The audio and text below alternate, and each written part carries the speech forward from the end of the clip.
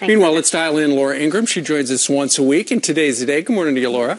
Hey, guys. Great to see you. Are you tingling? Hillary Clinton's book is out. I am. You know, Ryan, you have a great memory. So back in 2000, I wrote a book before Hillary ran for Senate called The Hillary Trap. That's right. Kind of anticipating what was going to be happening here with her political life. So I'm fascinated by all of this. Well, fast forward to today. She was on with Diane Sawyer last night. With this book, she got a $14 million advance. In the book, she talks about how she really regrets voting for the Iraq War, although she did. She stands by the decisions in Benghazi. She traveled 1 million miles as Secretary of State. And yet, can she name one achievement as Secretary of State? Here's Diane Sawyer and Hillary Clinton. When people say, where is the marquee achievement? No sweeping agreements, no signature doctrine. We haven't had a doctrine since containment worked with the Soviet Union, but we've had presidents who've made some tough calls, some hard choices, some of which have worked and some of which have not. Okay, she can't name anything, not even that silly reset button thing. Well, first of all, the fact that she has now conceded that the containment strategy toward the Soviet Union was a success, I think I'm just gonna keep that with me all day long, because that's actually something for a liberal to admit that. So peace through strength actually worked.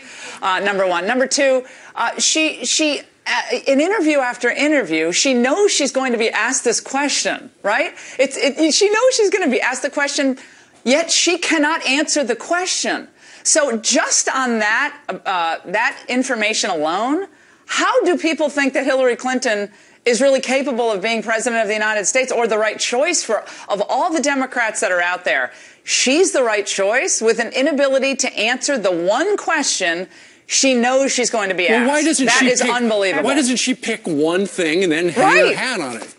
I mean, just say that, you know, they did their best with the Arab Spring and we're still seeing it evolve, or say, look, we're still pushing for more rights for women across the globe, or anything, but to say the president made tough calls. That was her answer. The president made some tough calls. Sure. Well, with accepting any sort of part in anything or decision-making comes responsibility, right, and accountability. So if you're not doing one, you can't do the other. So is this right? an escape? And exactly. And I don't know if we're going to play the Benghazi clip, but when she said, yes, she ultimately, the responsibility for Benghazi rests with her, then there was the big but. And she said, but the ultimate responsibility for decision-making about security did not seep down to my level. I'm not going to be flipping through 270 pages of... I hired people to do that. Yeah, of building. But you know what it reminded me, guys, of? I did not have sexual relations with that woman, Monica Lewinsky. Right. I did not have decision-making responsibility for that compound. I mean, come on.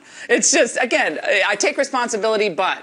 it's predictable, yet it's a little stunning for someone, I think, as talented as Hillary is, to come up, with zero in this interview that you can say, wow, okay, I see her strength. I get it. Yeah, she does talk about the mistakes she had in 2008 and how she would be separate from the current president on many different issues. She lost some debates, so she does have some wiggle room when it comes to getting away from the president, who currently is not very popular. But let's talk about the president for a second and talk about the catastrophe